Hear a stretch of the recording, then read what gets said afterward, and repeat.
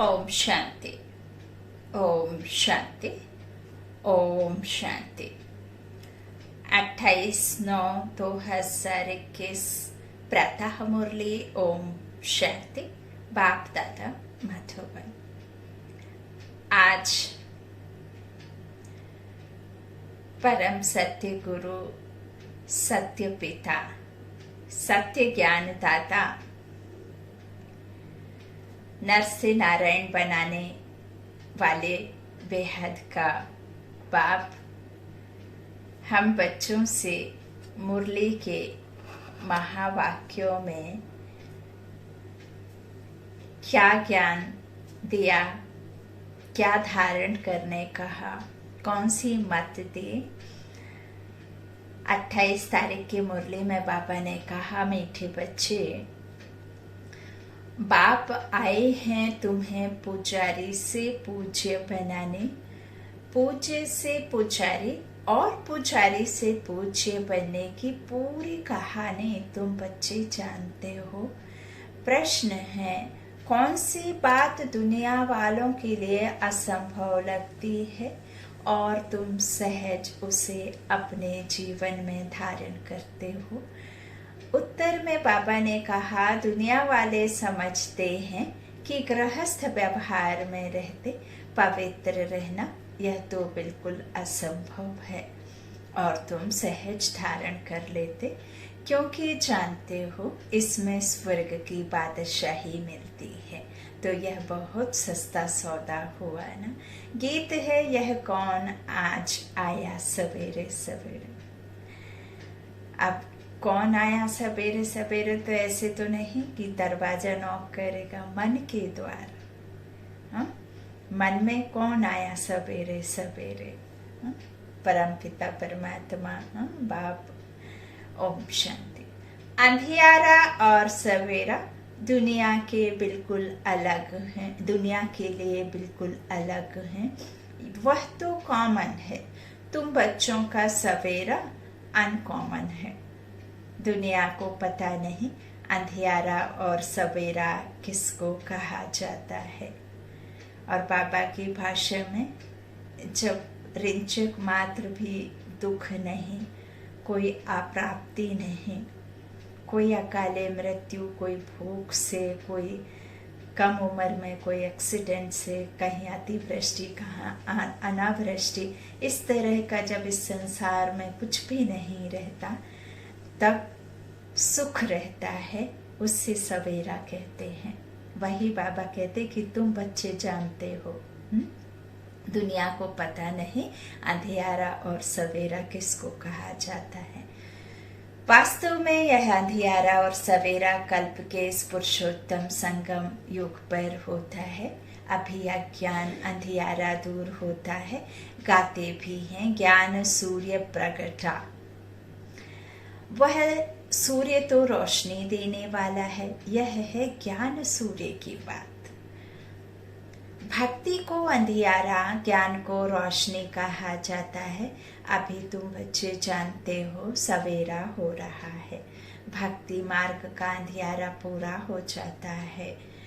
भक्ति को अज्ञान कहा जाता है क्योंकि जिसकी भक्ति करते हैं उनका ज्ञान कुछ भी नहीं है। हम जिससे भक्ति में पूछते हैं ना, तो उसका ज्ञान तो नहीं होता ना कि वह कहाँ से आए, कब आए, कैसे आते हैं, कैसे जाते हैं, कब उनका राज्य होता है। और हम अपने आधार मूर्त अर्थात अपने अनुज भाइयों को ही पूज्य करके पूजते हैं ना भक्ति काल में। तो बाबा कहते हैं कि अज्ञान होता है। भक्ति जैसे जैसे शुरू होती है शिवालय से होती है ना, फिर धीरे धीरे भक्ति जो होती है जास्ती बढ़ती जाती है। फिर एक समय ऐसा भी आता है कि हम ये आकाश पाताल, 5 तत्व, पेड़ पौधों, सबको, पशु पक्षियों को, सबको ही पूजने लग जाते हैं क्योंकि हम यथार्थ नहीं जानते ना। जिनकी हम भक्ति करते हैं उन्हें हम जानते नहीं हैं, है ना। तो बाबा कहते हैं इस तरह से क्योंकि जिसकी भक्ति करते हैं उनका ज्ञान कुछ भी नहीं जानते हैं, इसलिए ऐसा होता है। बाबा कहते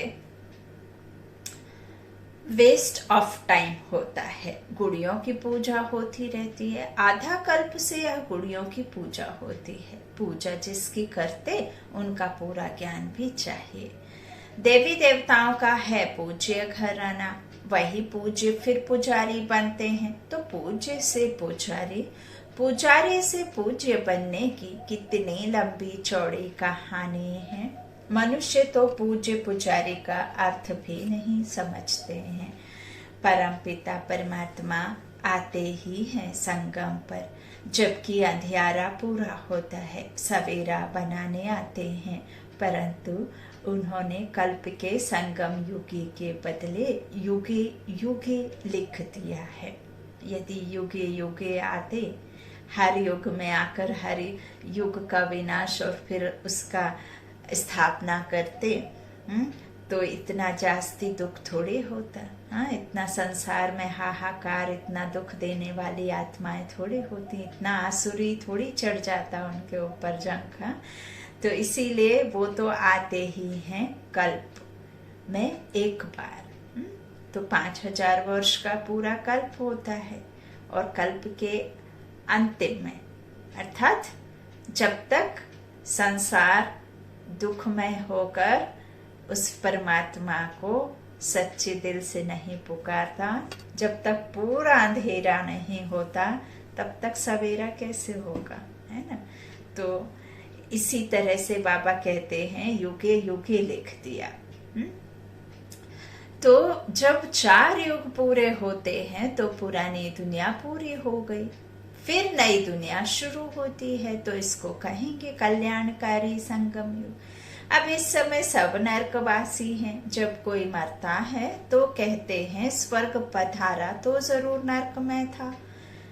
यह कोई समझते नहीं कि हम नरक में हैं। रावण ने सबकी बुद्धि को एकदम ताला लगा दिया है। रावण को जलाते जरूर हैं, उसका एफिजी बना करके, और जितना जितना समय बढ़ते जा रहा है उतना और उसको बड़ा करते जा रहे हैं, लेकिन उसके पीछे समझते नहीं हैं कि वो आसुरी अवगुण, वो रावण जो माया है, जो वो 5 विकार हैं, वो मनुष्यों के अंदर हैं या उस पुतले में है जो दंत कथाओं में सुना है। हाँ?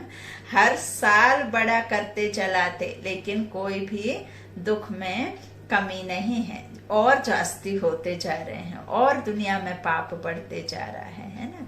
तो इसे समझना होगा, और अपने अंदर के रावण को मारना वही समझदारी है। तो वही परमात्मा आकर के सबकी बुद्धि को ताला खोलते हैं, है ना। बाबा कहते हैं यह कोई नहीं समझते कि हम नरक में हैं। रावण ने सबकी बुद्धि को एकदम ताला लगा दिया है, सबकी बुद्धि एकदम मारी गई है। बाप समझाते हैं भारतवासियों की बुद्धि सबसे विशाल थी, फिर जो बिल्कुल ही पत्थर बुद्धि बन जाते हैं तभी दुख पाते हैं। ड्रामा प्लान अनुसार बेसमझ बनना ही है, बेसमझ बनाती है माया। पूज्य को समझदार और पुजारी को बेसमझ कहा जाता है। पूज्य जो होते हैं ना, वो समझदार होते हैं, और पुजारी को बेसमझ कहा जाता है ना।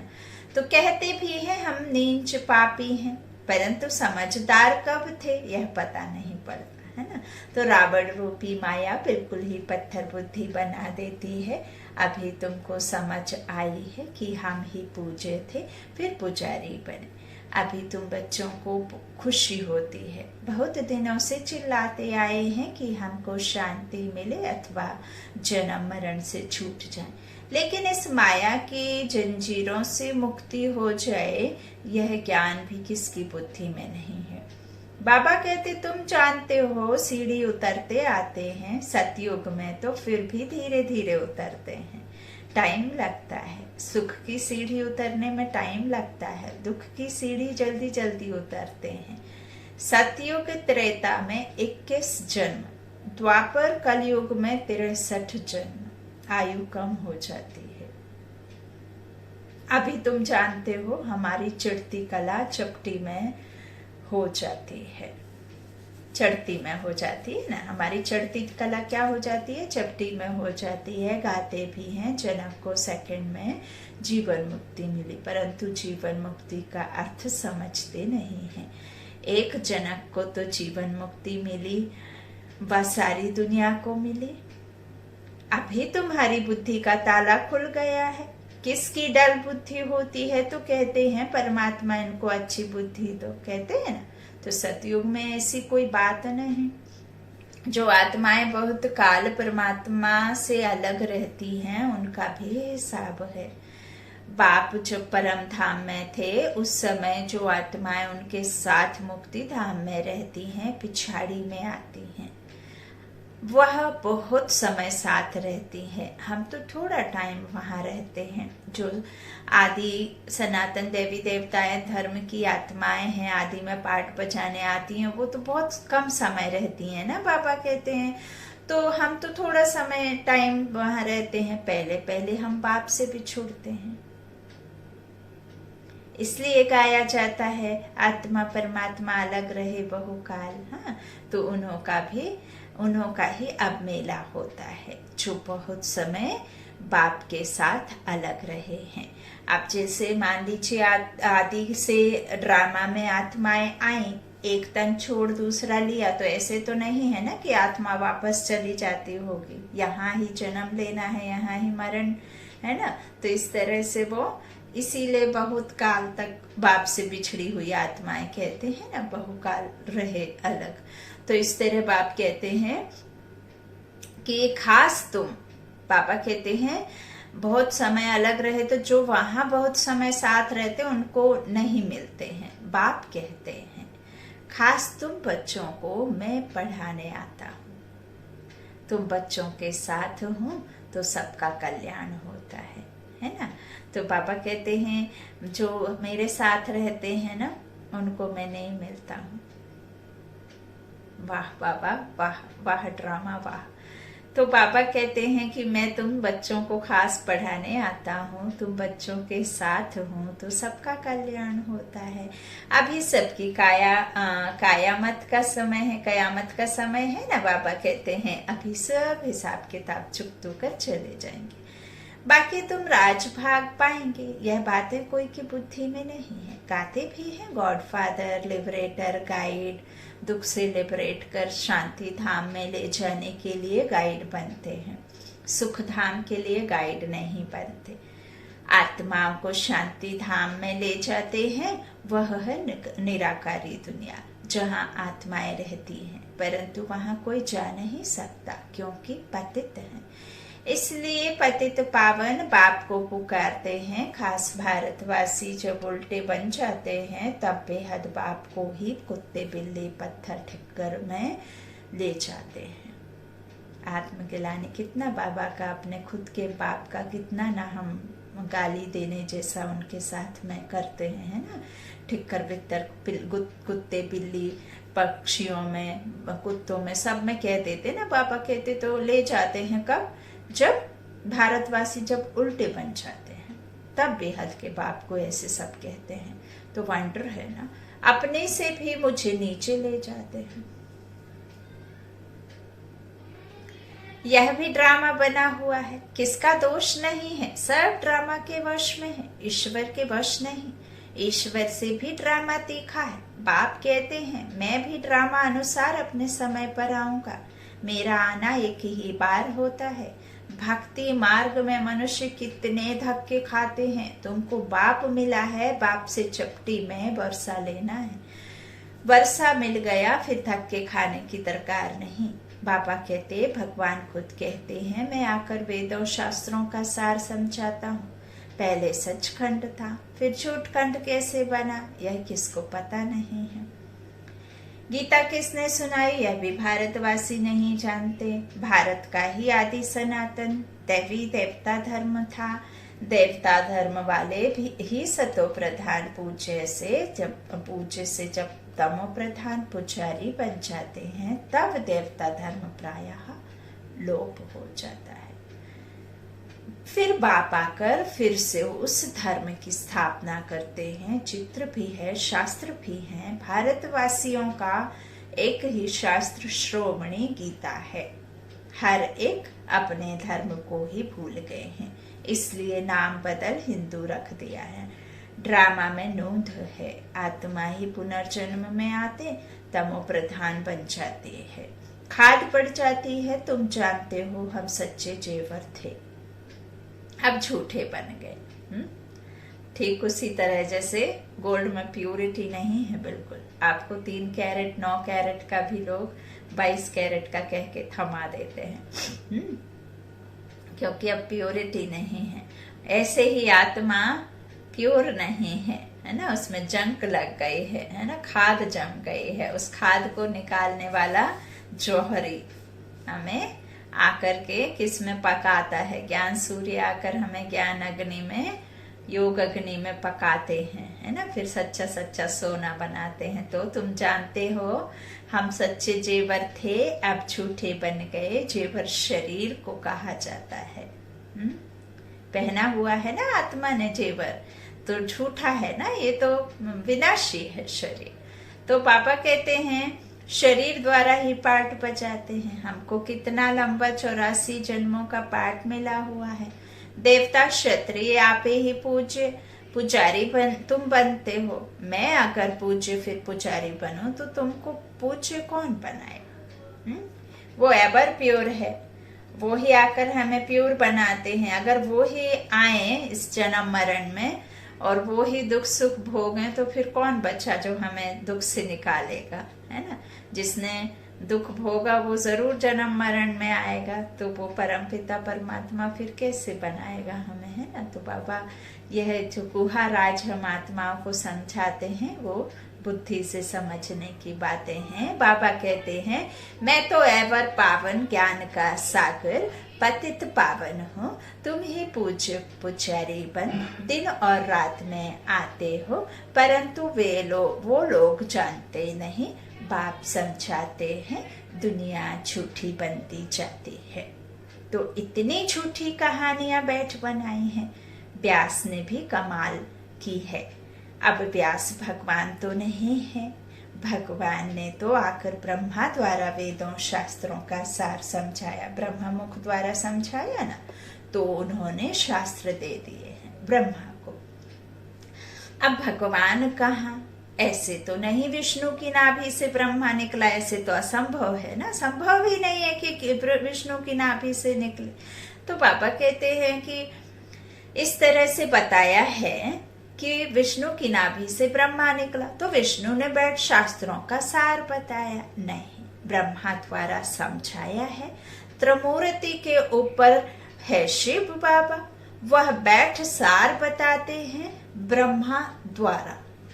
जिनके द्वारा समझाते हैं वही फिर पालना करेंगे, है ना। जिसमें ऊपर का सोल हटा दिया ना, ब्रह्मा विष्णु शंकर दिखा दिया जिनको साकार है ना। तो ब्रह्मा तो यहाँ ही होगा, उनके द्वारा उस बूढ़े तन में प्रवेश कर उसको रथ कहो, लीस कहो, उधार कहो, थोड़े समय के लिए अपना रथ, है ना, भगवान का भागीरथ कहो, है ना। तो सबसे जास्ती भक्ति की, सबसे जास्ती गुरु, सबसे जास्ती जन्म, है तो इनके अंत में आए तो भगवान ने अपना रथ बनाया, तो वो भागीरथ हो गया, है ना, भाग्यशाली। तो इस तरह से वो बैल कहो, जो भी कहो आप, ये बड़े नंदी, हमारे मनमोहनी दादी छोटे नंदी, भक्ति काल में 2 नंदी दिखाए ना, एक छोटा और एक बड़ा, है ना। तो छोटा नंदी बड़ा नंदी, इस तरह से 2 रथ लिए थोड़े समय के लिए बाबा ने। तो इस तरह बाबा त्रिमूर्ति के ऊपर हैं शिव बाबा, वह बैठ सार बताते हैं ब्रह्मा द्वारा, है ना। अब कई समझते कि कैसे शिव भगवान कैसे उनमें आ सकते, तो प्रेत आत्मा चलते फिरते शरीर में आ जाती है, तो क्या भगवान अपना रथ स्वयं नहीं चल सकता, है ना। तो ये सब निश्चय की बातें हैं। बाबा कहते हैं जिनके द्वारा समझाते हैं वही फिर पालना करेंगे। तुम तो ब्रह्म कुमार कुमारियां ब्राह्मण वर्ण है, ऊंचते ऊंच, तुम अभी हो ईश्वरीय संतान, ईश्वर के रचे हुए यज्ञ की तुम संभाल करते हो, है ना, निमित्त आत्माएं, है ना। तो इस ज्ञान यज्ञ में सारी पुरानी दुनिया स्वाहा हो जाती है। इनका नाम रखा है राजस्व अश्वमेध अविनाशी रुद्र ज्ञान यज्ञ।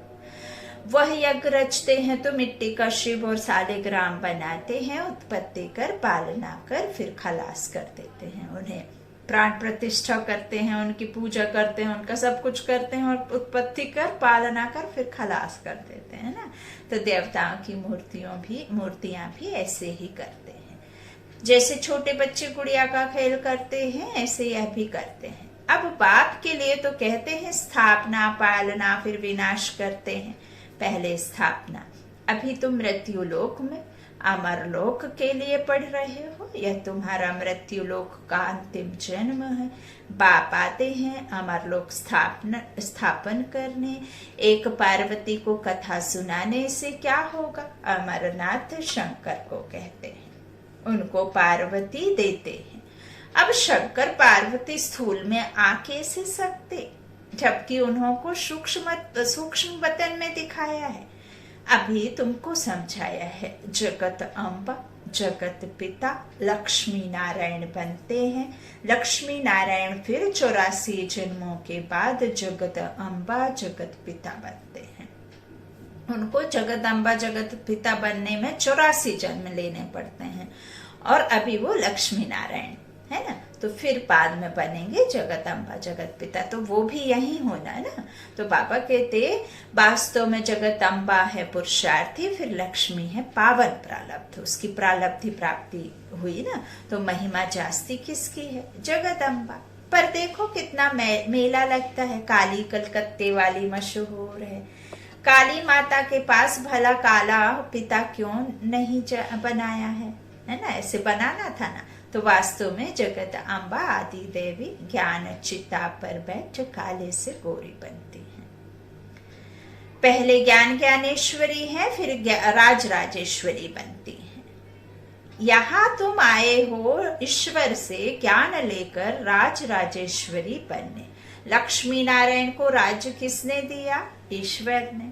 अमर कथा सत्यनारायण की कथा बाप ही सुनाते हैं। सेकंड में जिससे नर से नारायण बनते हैं, है ना। जैसे ही आप विकारों से दूर हुए वैसे ही आपकी शीट पक्की, है ना। जैसे ही आप पुरुषार्थी बने और जैसे ही आपने इस ज्ञान को समझा और आपने उसे धारण किया, स्वरूप बने और बस, है ना।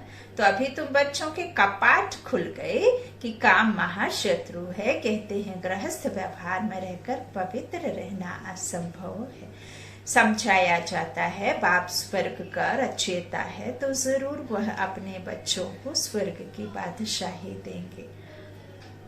तो स्वर्ग की बादशाही पाने के लिए एक जन्म तो पवित्र रहना पड़े। बाबा कहते यह तो रास्ता, यह तो सस्ता सौदा हुआ ना। लोहा देकर हीरो का व्यापारी से हम व्यापार करते हैं, है ना। रत्न जो सब कुछ मिलता है। तो व्यापारी लोग इस बात को अच्छा उठाएंगे क्योंकि व्यापारी लोग दान भी करते हैं, धर्मायु भी निकालते हैं। बाप कहते हैं यह सौदा कोई विरला करते हैं। कितना सस्ता व्यापार है। फिर भी कई हैं जो सौदा करके फिर फारकती भी दे देते हैं। यह नॉलेज बाप के सिवाय कोई समझा ना सके। ज्ञान सागर एक ही है, वही समझाते हैं जो पावन पूज था। फिर 84 जन्म के अंत में पुजारी बना। इनके तन में मैंने प्रवेश किया। बाबा कहते प्रजापिता तो यहाँ होगा ना। अब तुम पुरुषार्थ कर फरिश्ता बन रहे हो। अब भक्ति मार्ग की रात के बाद ज्ञान अर्थात दिन होता है। तिथि तारीख तो है नहीं। शिव बाबा का बाया किसको भी पता नहीं है। कृष्ण जयंती धूमधाम से मनाते हैं। शिव जयंती का पूरा किसको भी मालूम नहीं है। अच्छा, बाप दादा का याद प्यार। मीठे मीठे सीखी लाधे बच्चों प्रति माता पिता बाप दादा का याद प्यार और गुड मॉर्निंग। रूहानी बाप की रूहानी बच्चों को नमस्ते। हम रूहानी बच्चों की रूहानी माता पिता बाप दादा को याद प्यार और गुड मॉर्निंग। शुक्रिया बाबा, मीठे बाबा, प्यारे बाबा, सबका साथी सबका सहारा, मेरा बाबा मेरा बाबा। धारणा के लिए मुख्य सार। पहला, बाबा ने कहा इस कल्याणकारी युग में एक बाप से ही सच्ची सत्यनारायण की कथा अमर कथा सुननी है। बाकी जो सुना है उसे भूल जाना है। दूसरा बाबा ने कहा सतयुगी बादशाही लेने के लिए इस एक जन्म में पवित्र रहना है, फरिश्ता बनने का पुरुषार्थ करना है। आज का वरदान है बालक सो मालिकपन की स्मृति से सर्व खजानों की अधिकारी प्राप्ति संपन्न भव। हम बाप के सर्व खजानों के बालक सो मालिक है, नेचुरल योगी, नेचुरल स्वराज्य अधिकारी है। इसकी इस स्मृति से सर्व प्राप्ति संपन्न बनो। यही गीत सदा गाते रहो कि पाना था सो पा लिया, खोया पाया यह खेल नहीं करो। पा रहा हूँ यह अधिकारी के बोल नहीं। जो संपन्न बाप के बालक सागर के बच्चे हैं वह नौकर के समान मेहनत कर नहीं सकते। मालिक के बच्चे कभी नौकर बनते हैं क्या? नहीं बनते ना। तो नौकर के बच्चे नौकर बनते हैं। आज का स्लोगन है योग बल द्वारा कर्म भोग पर विजय प्राप्त करना, यही श्रेष्ठ पुरुषार्थ है। योग बल द्वारा कर्म योग पर विजय प्राप्त करना, यही श्रेष्ठ पुरुषार्थ है। मातेश्वरी जी के अनमोल महावाक्य राज ऋषि सतयुगी होते हैं। लोग यह जो कहते हैं द्वापर में राज ऋषि थे जिन्होंने बैठ यह वेद शास्त्र रचे क्योंकि पुत्र कालदर्शी थे।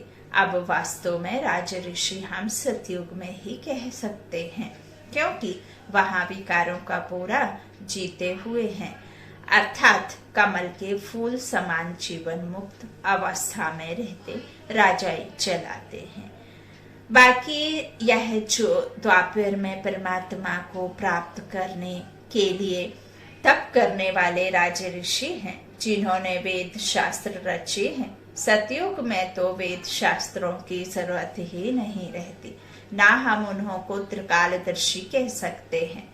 जब हम ब्रह्मा विष्णु शंकर को त्रिकालदर्शी नहीं कह सकते तो फिर यह द्वापर युग वाले रजोगुण समय के ऋषि मुनि कैसे त्रिकालदर्शी बन सकते हैं?